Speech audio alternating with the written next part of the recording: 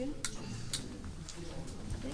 Adequate notice of this meeting has been provided to the Co-Star, the official newspaper of the Borough of Belmar, and the Asbury Park Press, and notice of this meeting was posted on the bulletin board of the municipal building. Take roll call. Councilwoman Donovan? Here. Councilwoman Kinney? Here. Mayor Buckafusco? Here. Councilman Rondinero? Here. Councilman Levis? Here. Please stand for the Pledge of Allegiance. Pledge of Allegiance to the flag of the United States of America and to the republic for which it stands, one nation, under God, indivisible, with liberty and justice for all. Please remain standing for a moment of silence for our troops, their families, and first responders. And let us also remember Virginia Havens, who was the mother of Darlene Havens, a member of our library board, and the grandmother of Ray Claudio, one of our code enforcement officials. And also, I learned today, Bobby Lamb, who worked on the beach, also passed away today. And let's also remember James Riley. Jim and Joe lived on Inlet Terrace for 40 plus years, and he passed away last week. Okay, please be seated.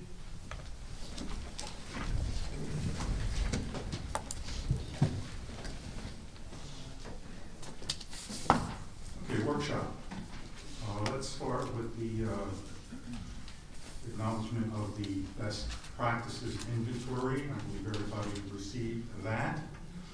It's a standard thing that we need to do each year. And as long as we score a certain number of points, we're good, and we did that this year. So are there any questions, comments from the council on that? Okay. Any other issues for workshop? I just thought it would be worth mentioning the good job that the borough did doing the research on the health insurance plan and how important that was to do. I know that was the biggest driver of increases in our budget, and it was going to continue to do so. Healthcare costs are high all over the country, and that is absolutely the case in New Jersey. So I'm glad that a solution came up for the borough, and thank you to everyone who worked on it. Anything else? All right, let's move on to petitions. April? Mayor, I did not receive any petitions. Approval of minutes? Can I have a motion to approve the minutes of the October 14th meeting? Motion. Second. All in favor? Aye. Anyone opposed?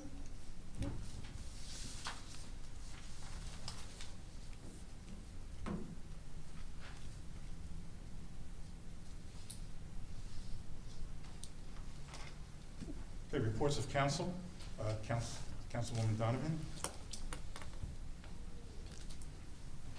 The Environmental Club is continuing to work on grants and to work out dates for our warmer weather activities like cleanups at McCleary Park and the beach. So I'll keep you apprised of that. We finalized our grant with the coalition with our 4 neighboring towns in the county. A lot of hard work into that. Thank you to our employees who also worked on that. Harbor Commission is finalizing rate recommendations for next year. Our goal is always to come up with a system that is both transparent and predictable. And finally, January 14th is the Belmar Woods Club Winter Extravaganza. A ticket bundle is $50. If you've never been, please consider coming out to support. It's an incredible event. There are 1,010,000 gift baskets that you can try to win. They work for months and months and months on it. I won cornhole boards last year. Yes. And if you want more information, you can find the Women's Club on Facebook. You can contact the 75 members now strong of the Women's Club, or Johanna Robertson, who is running the event. Thank you. Councilwoman Kinney. Thank you. Around recreation, basketball sign-ups are happening now. They need more 5th to 8th grade girls to sign up. So if you know any 5th to 8th grade girls that would like to play basketball for recreation, please do so. Youth Club begins November 15th. Sign-ups are happening now. They're Saturday nights. Safe and fun activities for kids on Saturday nights. 5 to 6:30 is 3 to 5th graders. 7 to 8:30 p.m. is 6th to 8th graders. So sign up for Youth Club.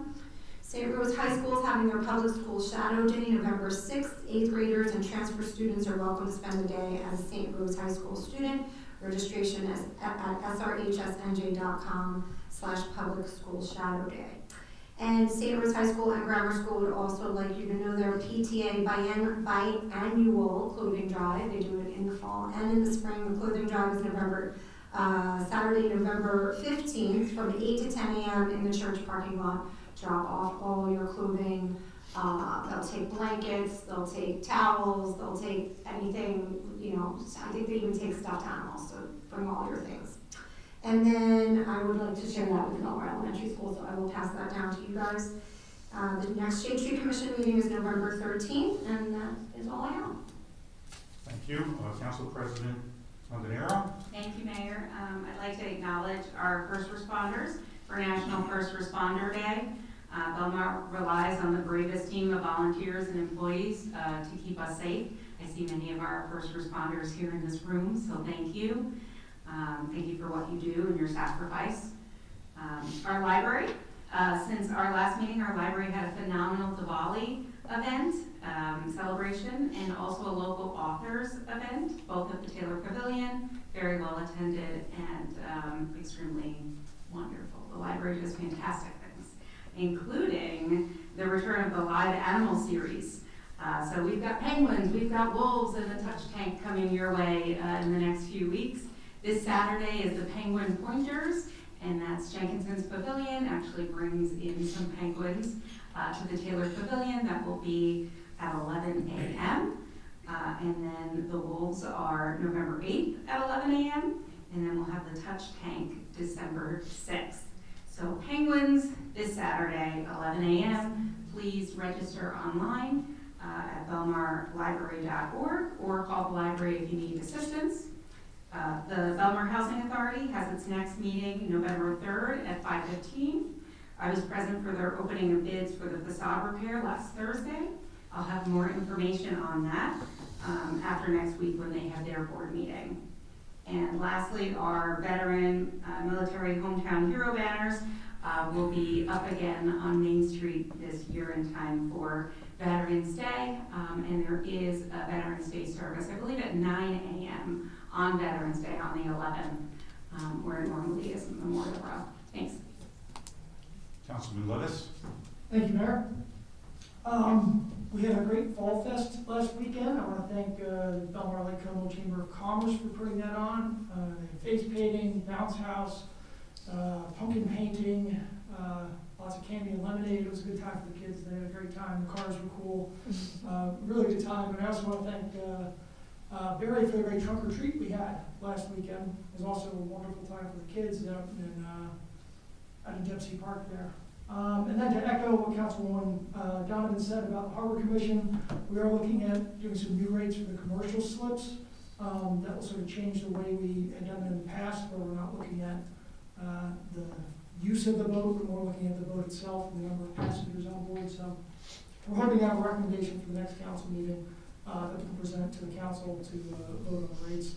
The Harbor Commission is also looking to do their annual report, potentially at the next council meeting, where they can present sort of the state of the marina and give the public an overview of what's going on and some of the things they're working on. And that's all I have, Mayor. Thank you. I have two things. On this past Sunday, Council President Rondinero and Councilwoman Donovan and I attended a 125th anniversary service at the First Baptist Church in Belmar. That's on 9th Avenue. And it was very inspiring. If you've never been to that kind of a service, but it was a great thing, and I think for all of us to attend.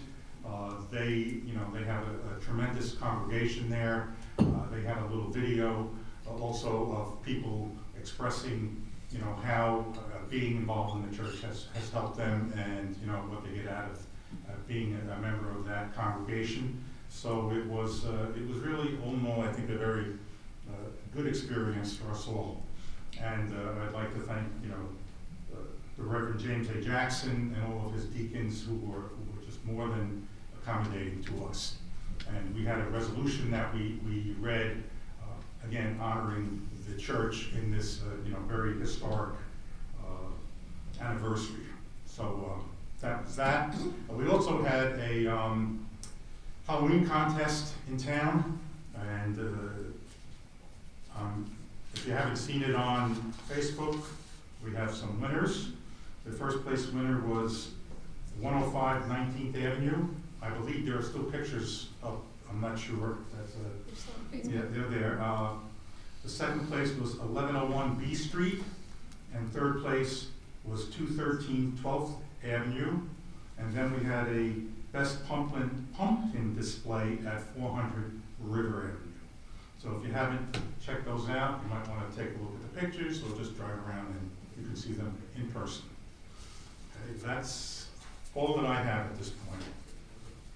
Okay.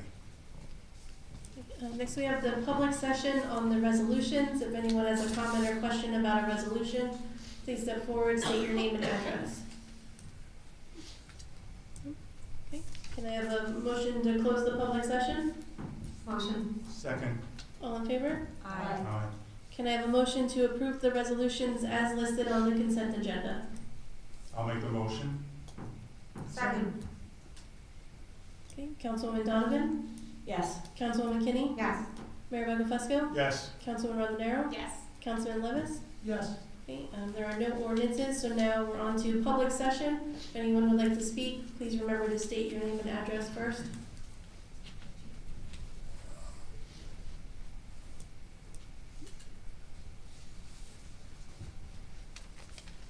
I'd just like to remind everybody, we'd like to keep the comments to 5 minutes. Okay. I'm Martha Maselko, 102 North Boulevard, Belmar. Okay, I prepared it, so it's ready for you. We come before you tonight for a group. Is the mic on? You have to speak up, too. I don't know how to do it. Thanks.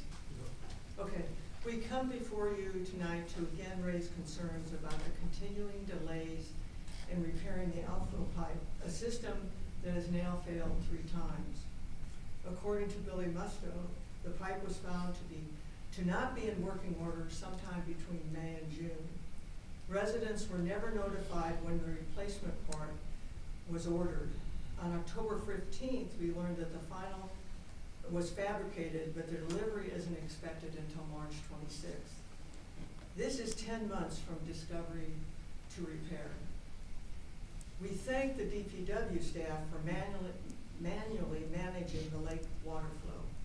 The October storm was mild, but in severe storms, manual operations would put workers' lives at risk, and that is not acceptable. We are asking the town to prioritize, thank you, keeping the outflow system operational at all times, and to consider ordering a backup part to prevent this recurring issue. Caitlin Donovan informed us that our request for ordering a backup part was denied, possibly due to the $50,000 cost. We believe the safety of our residents, our property, and our workers is well worth the investment. So that's what we have to say. Thank you, we'll look into that. Is anybody else? Somebody else.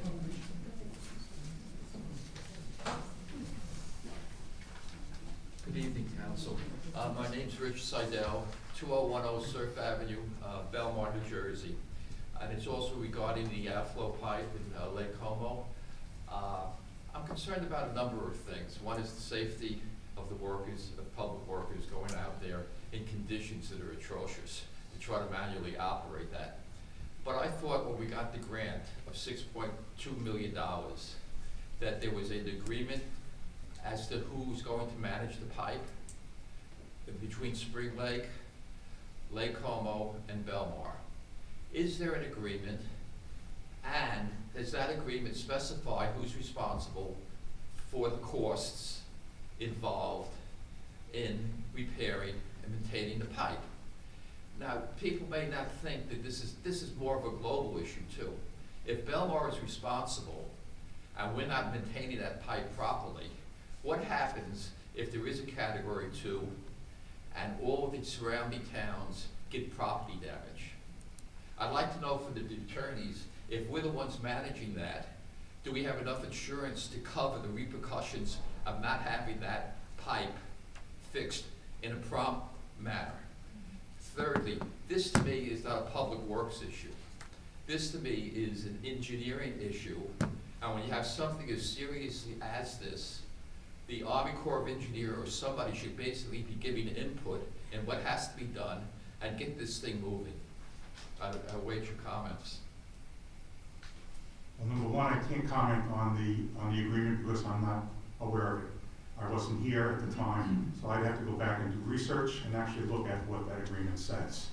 Okay, so that's the first thing. As far as insurance liability for the borough in maintaining that or not maintaining it, that's, as you said, that's a legal question that would have to be referred to council to see what liability, if any, the borough has.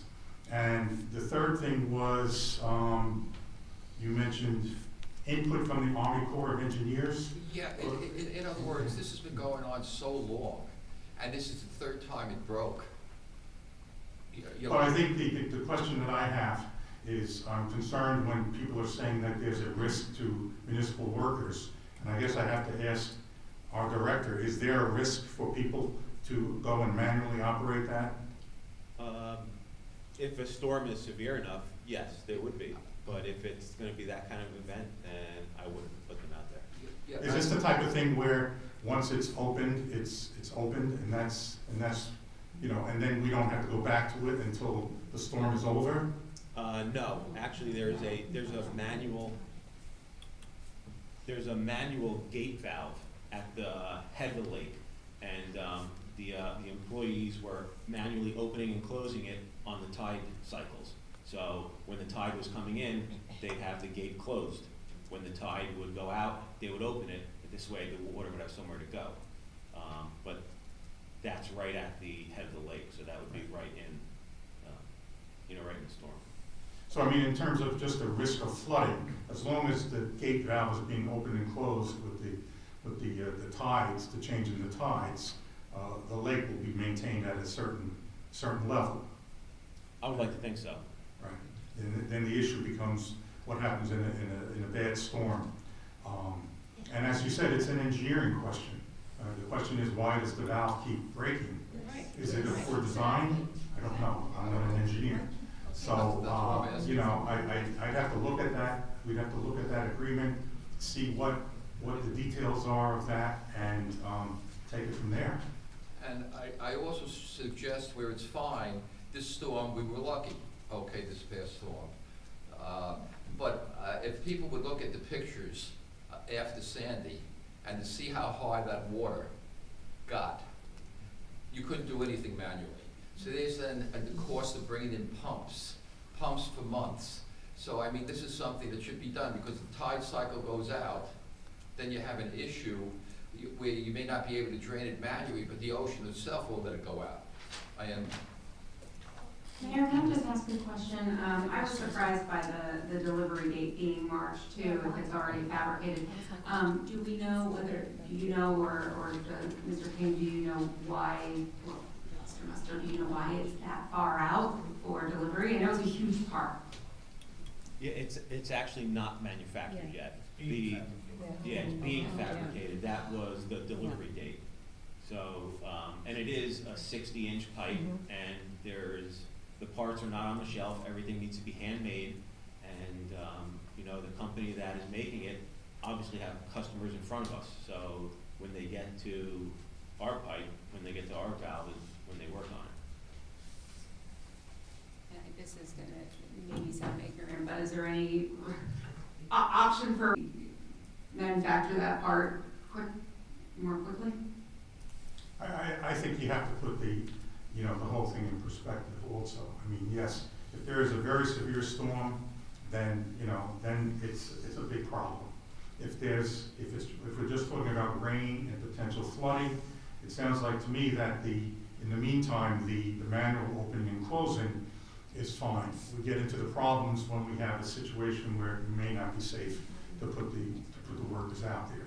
So, I mean, I think we hope for the best, and in the meantime, hopefully that part will get here.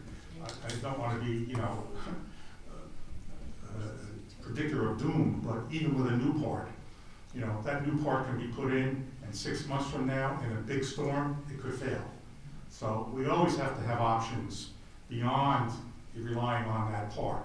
So, you know, if that happens, then we need to go to a plan B, which is going to be probably pumps and other ways to drain the lake and keep the flooding down. So, I mean, I think that's always something that needs to be planned for, and I'm sure it is planned for, because you never know, you know, how big of a storm we're gonna get, how severe it's gonna be, and I think, you know, parts break all the time. There's no guarantee that the new part won't break in 6 months, you know, or next year sometime. So I think the important thing is, you know, we get the part, we get it in, and we have an alternative plan, that if we should have a severe storm, that we have an alternate plan that can serve the same purpose. I have one question. Is the new part we ordered exactly the same valve as the last two that broke? No, it's an upgraded model. My understanding is that the original valve, like valve 1 in 2017, that was the one that was faulty to begin with, and then the second one. Correct. Yeah, so it's not that the problem was with the original valve itself, not with the design, if that makes sense, if I'm being clear. No, I think it is in fact the design. I think they, in every replacement, they change it a little bit in hoping that it gets better and better, but it's the force of the water, the ocean water coming up the pipe slams the valve closed against the concrete vault, and that's what banging everybody hears down the south end. So when the water rushes up the pipe, it has nowhere to go, so it closes the valve hard. It feels like it would make sense once we verify that the valve, once it comes, is functional and working correctly, to budget to order another one for backups. I mean, I don't see how that's not part of the plan. Thank you. So What did we say, Bill? It is part of the plan? Early March, late March, what did they say? I think it was the end of March. I think that could be part of the plan, but I just want to assure the residents that no matter what the plan is to have a backup part or a third part, the borough will do whatever it needs to do to avoid flooding in that area. That's really the message that I have. Good evening.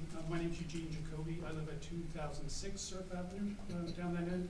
And I guess maybe I would just, maybe follow up on kind of what Rich, maybe if it's engineering or whatever, but there's no sense continuing to order these things if the structural design is not appropriate if we're gonna just continue to be in this loop of $50,000 every, however frequently it is, that doesn't seem like a good use of our funds either. So it would seem like it would make sense if they sort of committed that the version they're gonna send is a little bit better, but maybe they've represented that before. We should, as a town, have a sense of confidence that this is gonna fix the problem. If we have to live with the idea that things break, and so therefore, it happens to break when we're having a really bad storm, and we don't wanna send the guys out there because it's not in their best interest, then, did we really, I think we wanna make sure we do our due diligence up front to try to eliminate that situation to the best that we can. And so the only other question I would ask is, do we have any sort of warranty on this piece, or again, is it because it's I wasn't here. I get it. You're not here, but I guess I'm just throwing these things out there. Maybe we need to find out if we have any sort of reps or warranties if it fails. So then maybe we're not out $50,000. We can definitely look into that. Because it would seem like to me we'd want to. My recollection from what I've seen from what staff put together was that the original one was replaced. But this one, by the time it broke, was no longer under warranty, which is why we're paying out of pocket for it. I don't know. 2 years. 2 years. So the new one will be covered for 2 years? It should So be. we have, about 1 year to order a replacement. So the manufacturer who's doing the flap or whatever it is, isn't representing to us that, hey, this may or may not work because there's a design flaw. They're not suggesting that. They're just sort of indicating this should work. Yes. Okay. Thank you. We're not the only coastal town with a lake. Like, there's gotta be other towns that have a successful system.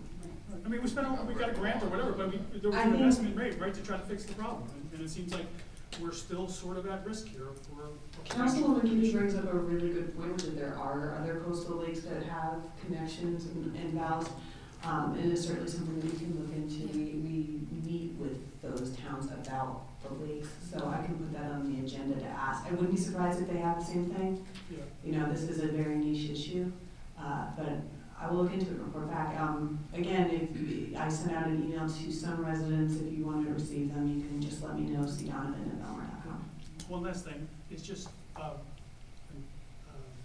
is there any chance that we would talk to Lake Como and Spring Lake about sharing the cost of the replacements? Because presumably they're a beneficiary as well, if you know. Yeah, that's a Good the point is- too, I mean, is there like a I'm sure they're not gonna be delineation thrilled to hear, of or, you know. property there, like half the valve is pipe is Belmar and half is Spring Lake or Lake Como, I mean, is there like a? I think my understanding is the pipes on our part of the lake. The answer really is, we need to look at the original agreement, Exactly. because I believe there was, from what I remember reading in the paper, I think there was a Some more part of memorandum responsibility for Spring Lake and whatever, and for whatever reason, Belmar took the lead on doing the outflow pipes. So we would have to look at that original agreement to see what, if any, responsibility the other towns have. And I agree with you. I mean, we only have a small portion of that lake, Right.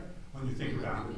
But, We have a because we're strategically there, important part when it and I comes guess to. we were in the position of, saying, oh yeah, we'll do it, we'll coordinate it, and now we're stuck with the problem. So, definitely we will. Well, if you could look that. into it, that'd be great. Yeah. Thank you. Anyone else?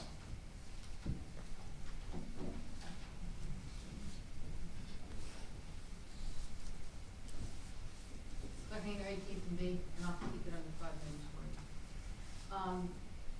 This past Saturday, there was a lot going on in town, like some other Saturdays where we had the old timers game and a whole bunch of other stuff happening. Is there any possibility of some type of calendar somewhere that everybody could access? It was great. I mean, like, it was different stuff for the most part. You had it up at the library. You had Jack Bud tracks with the beach music, and then you had kind of like 2 craft fairs going on. It would be nice that if, maybe they all knew about it all. I recently had a conversation with Janet in tourism about trying to figure out how to get a master calendar together. I know she's sort of brand new with the job right now and a little overwhelmed, but I definitely have had a conversation with her about that. That is something even Councilwoman Donovan and I have spoken about, is trying to get a master calendar together. So I think it's definitely something worth working with Jenna with, and I will try to work with her on that further. Great. I had a boss ask me to do that like 35 years ago. Yes, but, so it's just, just one big area for the whole town to look at. Thank you. Yeah, the problem is that Not all of those organizations are town organizations, so one was a church, and one was Beach Music Studios, and one was the Lake Como Belmar, But they Lake Como look at it. Chamber. Right, so it's just knowing those schedules. It's not like we're not always privy to knowing everybody's, they don't always tell us what they've got going on. It would be up to them. exactly. Hey, it's out here, if you wanna see if there's anything else going on at the same day. Like when we're doing the Jersey Mike, sometimes we'll say, is there anybody else doing anything that day? Just to make sure. So, okay, thank you. Thank you. Anyone else? We have the gentleman in the back. Hi, Greg Michelina, 14th and Ocean. Just want to tip the hat to the DPW for the nice cleanup they did after the storm, after Erin. Where I am, there was a lot of sand. And I'm gonna have to come to an environmental meeting, figure if we can't put some dunes in there by like 14, 15. Oh, that's an issue. Is it really? Well, maybe we'll come to a meeting. But thank you for the DPW, they did a good job. It's an issue only because of the DEP, not because of the borough. We don't have control over the beach, despite what some people Okay. think. Well, really, We can't just do there are what we people want. with very strong opinions about Yeah. dunes. Well, there's that, right? There's the man that moved the lemon stand. Thanks. Mr. Creamer? Eugene Creamer, Fourth Avenue. I don't think that, I can't hear people with this anyway. See, I wrote this down. One-way cross-town traffic. With the Main Street Bridge out, would be the ideal time to put one-way signage on D Street. Actually, I've already run into some problems up at the north end up there, including gas leaks and, hitting into utilities and roads being closed. However, as you recall, the only reason that D Street historically was was not converted to a one-way street was because of the Belmar First Aid Squad. And quite truthfully, they always had, when they pulled out of their facility there on D Street, they always had red flashing lights and possibly sirens. But now might be the ideal time to make that one-way signage change. And what I mean by one-way D Street towards the 8th Avenue interchange. This was planned years ago, but it was never implemented because of the location of the Belmar First Aid Squad. There's a number of advantages, including you get more parking spaces, you have less curb to paint yellow, and the passage on the street can be assured. And I tell you what I see by being home nowadays, every 5 minutes or so, there's a panel truck from Amazon, then there's FedEx, then there's UPS, then there's DHL, and let alone Delissa when they go down the street. You can't pass, and actually, engineering-wise, the streets do not accommodate two-way traffic and parking. So I think this would be a very easy time or actually the best time to do it, because you don't want to run into situations in the summer where we have gridlock.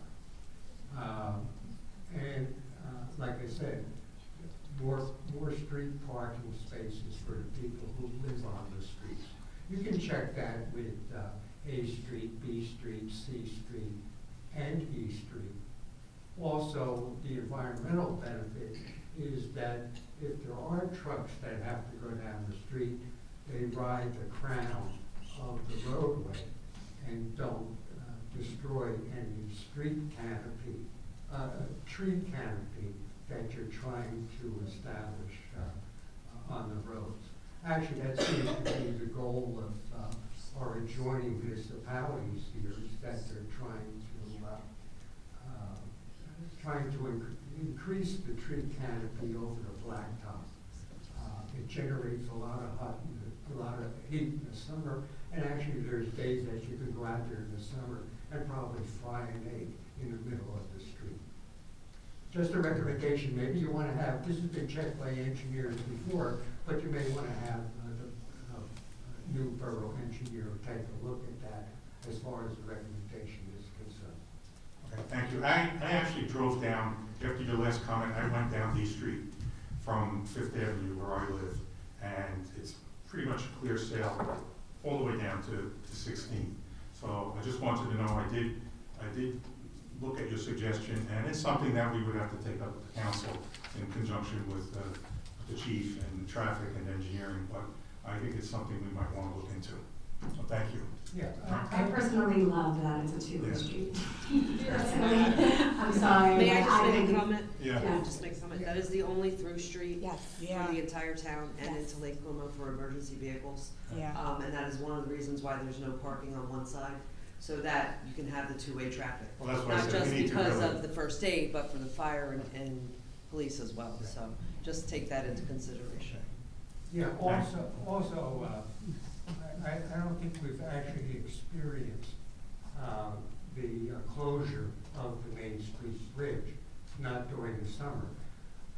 What I found is most locals go down to Ocean Avenue. Actually, use the Ocean Avenue Bridge to go north and south. there's no traffic lights all the way from the north end of Bradley, all the way down to the end of Secord, I guess, or Spring Lake. So that'll pick up some of the traffic. Also, the other thing is I tend to doubt, except for the signage that by Sylvania Avenue in Avon, that anybody, like I said, who's familiar, locals familiar with the road, are going to go take the interchange at Sylvania Avenue by Kelly's in order to get on the High Bridge. And also, once you get on the High Bridge, it doesn't come back down to ground until 8th Avenue. In other words, there's no place to get to the north end of town. You may want to take that into consideration also. Okay, thank you. Any other comments? Okay, seeing none, Can I have a motion to close the public session and adjourn the meeting? I'll make the motion. Second. All in favor? Aye.